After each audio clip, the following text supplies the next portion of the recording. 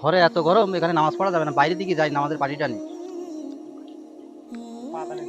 আল্লাহু আকবার, আল্লাহু আকবার। এই কোন দিকে দিস, গরু কোটা তোল একটু। আশহাদু আল্লা ইলাহা, আশহাদু আল্লা ইলাহা।